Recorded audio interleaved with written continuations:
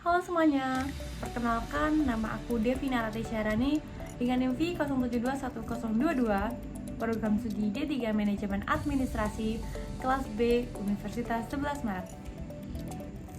Pada kesempatan kali ini, aku mau membagikan materi terkait apa itu PBB atau Pajak Bumi dan Bangunan. So, jangan di-skip ya!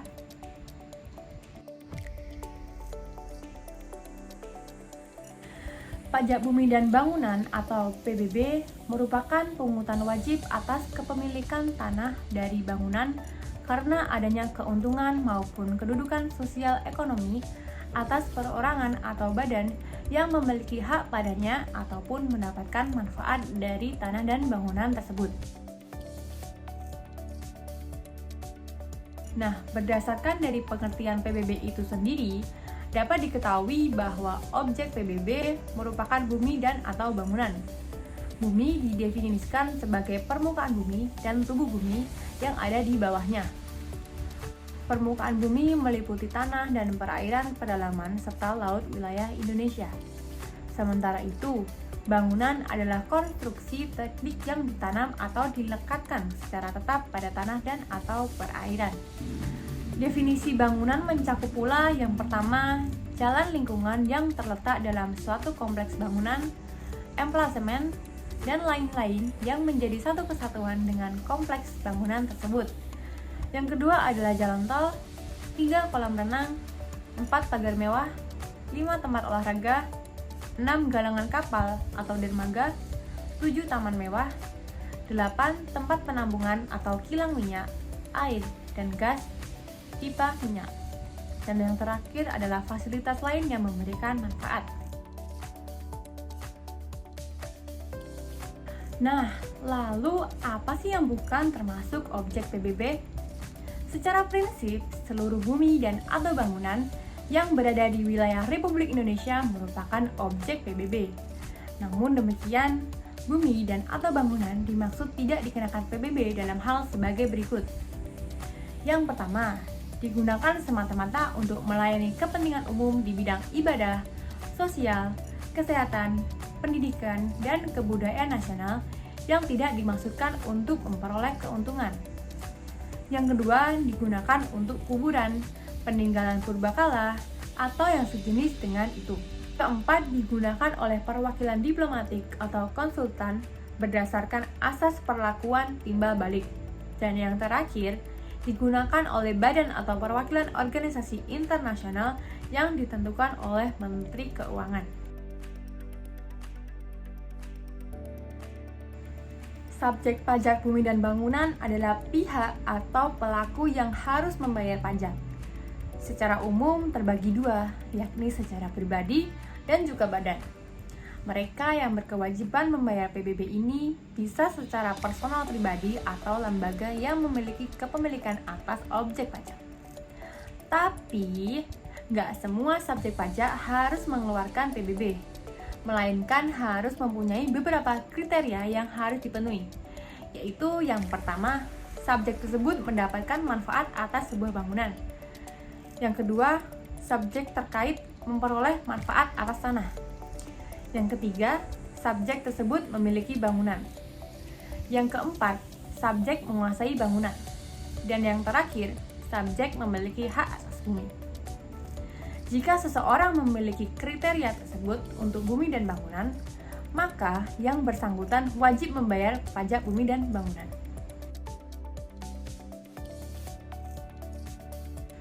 Dasar pengenaan pungutan atas pajak bumi dan bangunan dapat disebut nilai objek pajak atau NJOP. Dihitung berdasarkan harga rata-rata atau harga pasar pada saat melakukan transaksi jual beli dan ditetapkan oleh Menteri Keuangan. Lalu ada yang namanya NJOP TKP atau nilai jual objek pajak tidak kena pajak, di mana nilainya sebesar 12 juta rupiah. Nah, untuk rumusnya ada dua nih. Yang pertama, jika NJOP berada di bawah 1 miliar, maka rumusnya adalah PBB sama dengan NJOP dikurangi NJOP TKP dikali 20% dikali 0,5%. Dan yang kedua, jika NJOP di atas 1 miliar, maka rumusnya menjadi PBB sama dengan NJOP dikurangi NJOP TKP dikali 40% dikali 0,5%. Nah, jadi perbedaannya hanya di persenannya saja.